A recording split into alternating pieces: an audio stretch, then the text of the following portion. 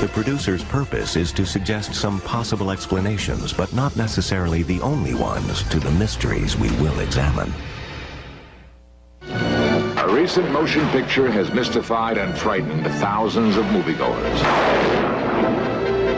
Most people think the Amityville Horror is a good, scary ghost story.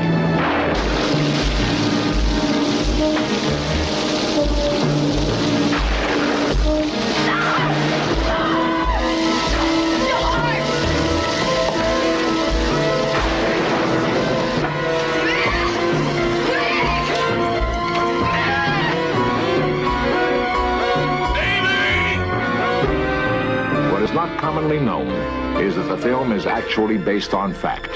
It's a true story.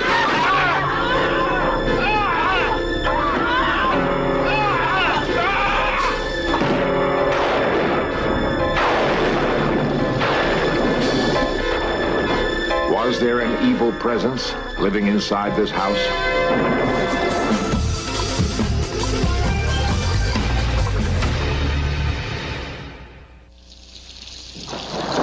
The House of Horrors is in Amityville, Long Island, an unlikely target for an evil curse. Amityville is a pleasant New York suburb. The name Amityville means town of friendship.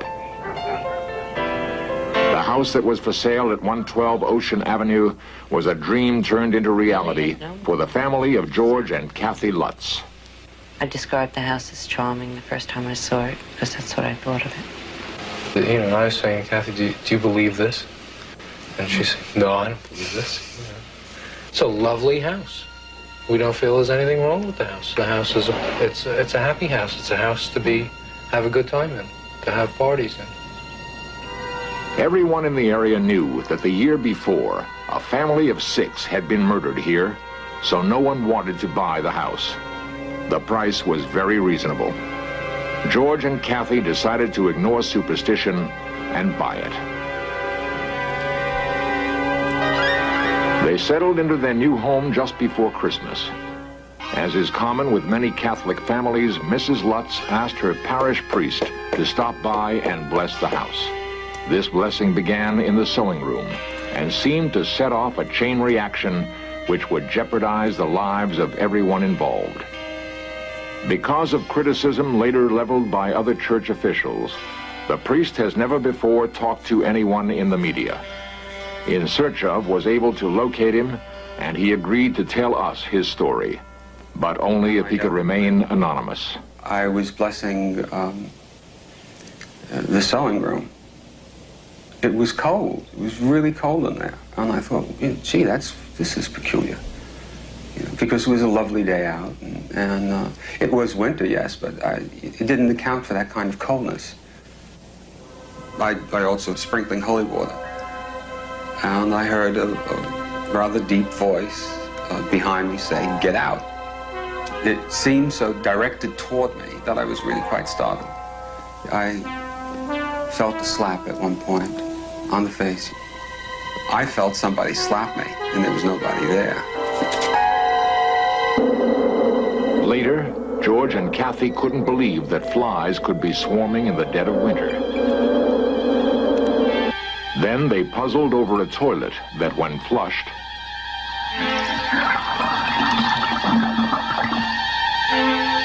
these and other events began to unnerve them.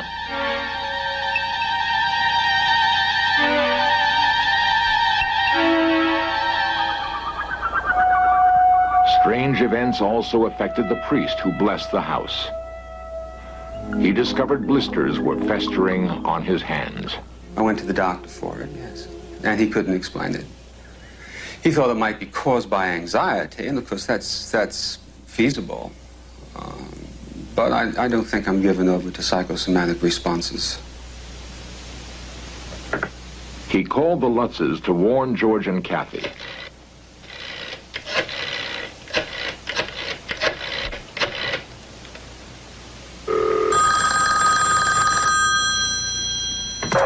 Noise interference prevented any communication. Kathy? He could never get through. Hello. Hello. Hello, what's up with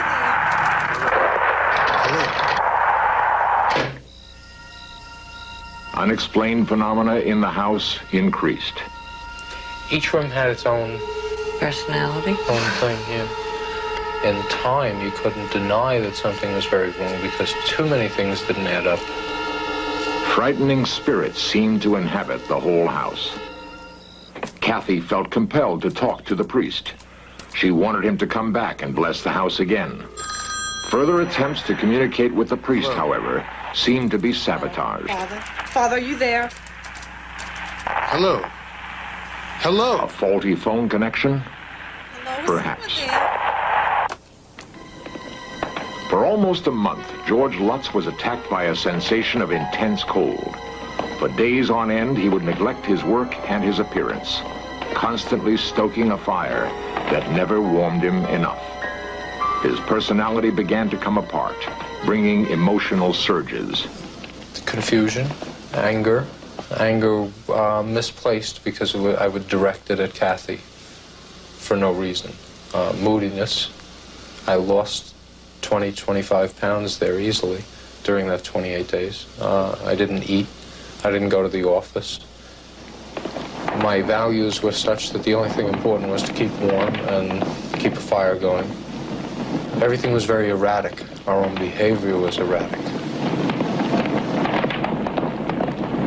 George still believed he could take things in hand and cope with the unknown horror. As I do know, when I met George in the first place... Jay Anson is author of the book, The Amityville Horror.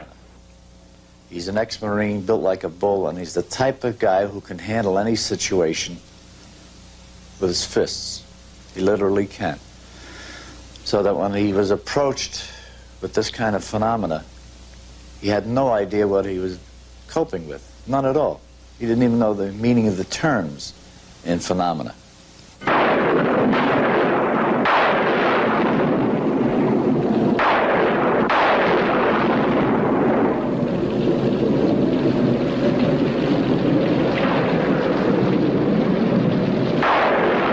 A new problem plagued the Lutzes.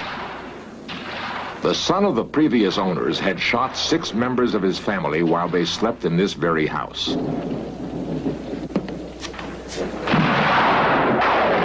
George and Kathy now were experiencing vivid nightmares in which they relived the murders as though they were the victims. Difficult as it was, the family tried to maintain a normal existence. But each day, something else, strange and frightening, would be discovered. One particular afternoon, I was going about the house rearranging furniture and setting up some storage. I went down to the basement. I went over to one bookcase, which was on the end, and I moved it. And much to my surprise, there was no wall behind it. It was the entrance into this small, brightly painted red room. And I was really surprised and alarmed by the find. The most impressive thing was when we took Harry around. He would not go anywhere near it. He backed right out of there and ran up the steps. This red room was not in the original house plans. Why? Who built it? And what possible use could it have? To this day, these questions have never been answered. George and Kathy could only wonder about the ominous little room. It was just one more aspect of the house they didn't understand. Silent night. Even the normal rooms caused strange reactions. Missy would sing constantly within the room. And if you called her out, or if she came out for one reason or another, as soon as she crossed over the threshold, she would stop singing. Crossing back again, she would pick up the song from the word that she had stopped on and continue.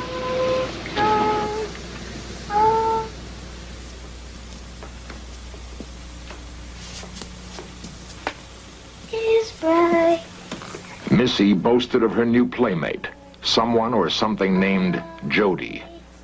Jody, said Missy, could take any shape, a doll, a teddy bear, even a pig. and Jody could only be seen by whomever he chose, and he had remained invisible to Kathy and George. Missy even drew Jody in crayons. George and Kathy were amused at their daughter's fantasy, thankful that the terrifying events had not yet touched her. Their amusement faded quickly into horrid fear when Jody made his presence known to them.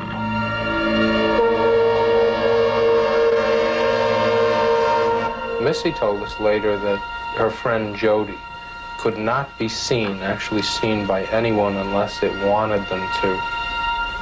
And that at times it was a little bigger than a teddy bear, and other times it would be bigger than the house.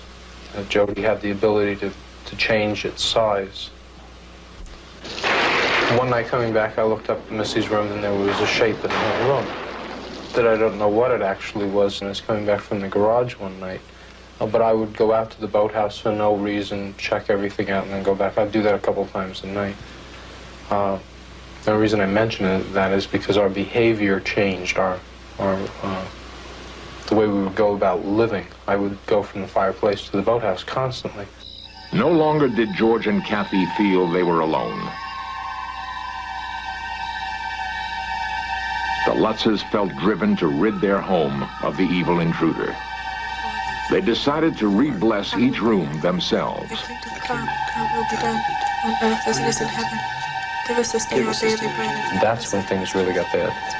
We tried to kick out what was there, and it didn't want to go. You go around, you open a window in each room, and you say the Lord's Prayer, and you command it to get out of that room, and you go on to the next room. It didn't want us to go around blessing each room and commanding it to leave. In the name of God, we would go around and do that. And when I finished the first time, we heard a chorus of voices scream out, "Will you please stop what you're doing?" So that convinced us that what we had tried to do didn't work, and things got very bad that night.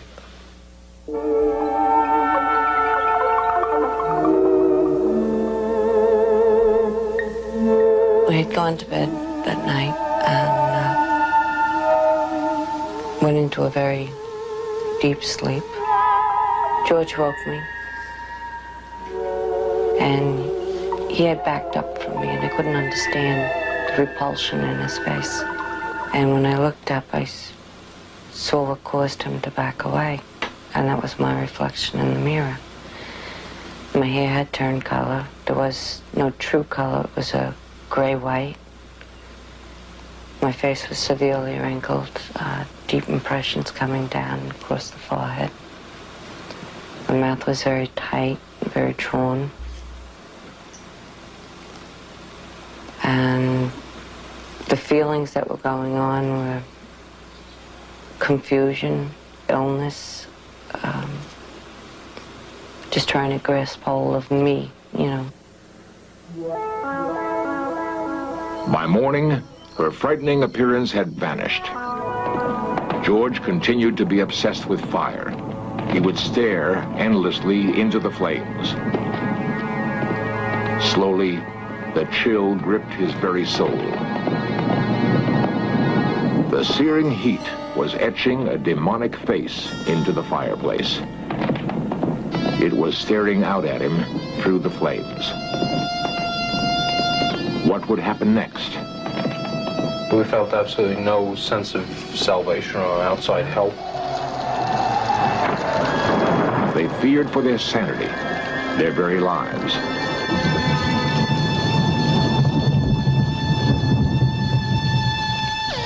All kinds of things were going on that night. Noises were going off downstairs, front doors slamming, dogs getting sick, the kids' beds are being levitated and dropping down. The constant barrage of increasing terror finally made the Lutzes realize they couldn't go on.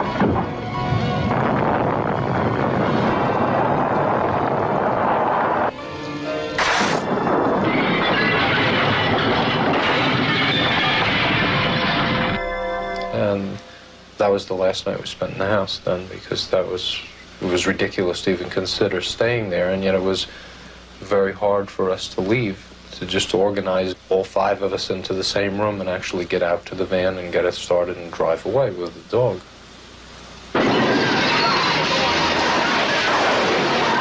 Only 28 days after moving in, the Lutz family abandoned all their possessions, everything they owned. Possible explanations as to what really happened in Amityville will be examined next. I'm a journalist. I try to investigate as best as I can. When you first hear the Lutz's story, it sounds like a very good haunted house story. Author Jay Anson.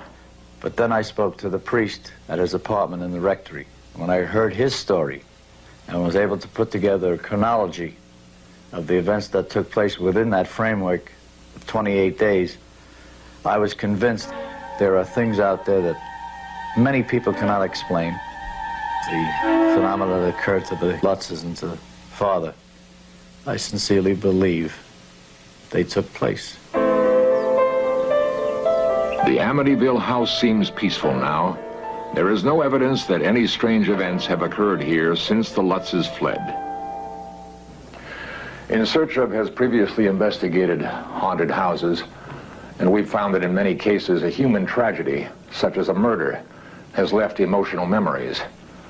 This may be the explanation for the Amityville horror, or there may have been a much more dangerous force, what psychics and priests call demonic, pure destructive energy, as ancient as time itself.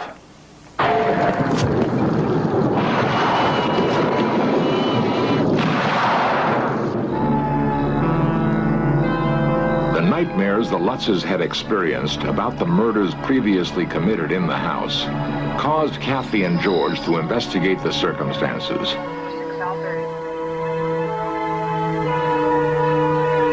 Ronald DeFeo had murdered his father, mother, 2 brothers, and 2 sisters.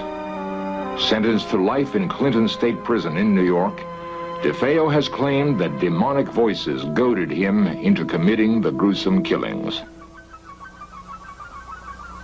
Neighbors and acquaintances of DeFeo were astonished at how George and DeFeo looked alike, how they both presented the same appearance. George feared that his recent personality changes were further indications that he might become more and more like DeFeo, and not just in looks. This disturbing revelation prompted the Lutzes to seek out psychic investigators Ed and Lorraine Warren. The Warrens have investigated many disturbed houses, and they examined the empty house, looking for an explanation. What started the trouble with the Lutzes was the fact that there were 6 people who were murdered in that house. The inhuman, the diabolical, are attracted to where tragedies occur, just like a moth would be attracted to a light. And when the Lutz family moved in 13 months after these murders, they were still using some of the furniture that was in there. We know that vibrations can build up in a home like this of a negative nature, and suddenly we have a psychic explosion. There are those who speculate that this psychic explosion was not really a sudden buildup from the DeFeo murders, but rather that Ronald DeFeo was the object of negative forces already on this ground. Research shows that the Shinnecock and Massapequin tribes lived in what is today Amityville.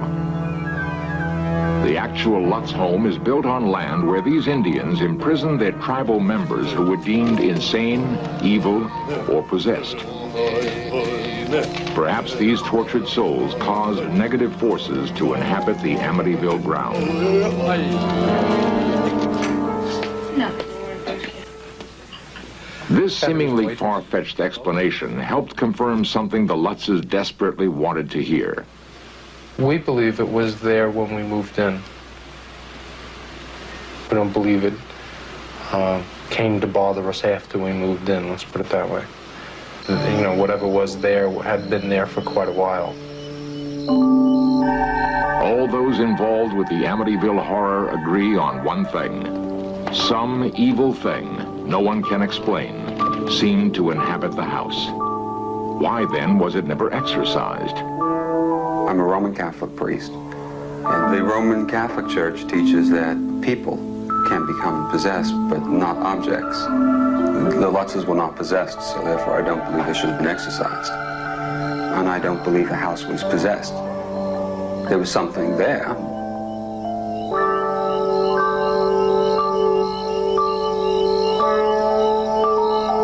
To this day, no one knows what actually was in the Lutz home. But whatever the explanation, in the case of the Amityville horror, one family managed to escape.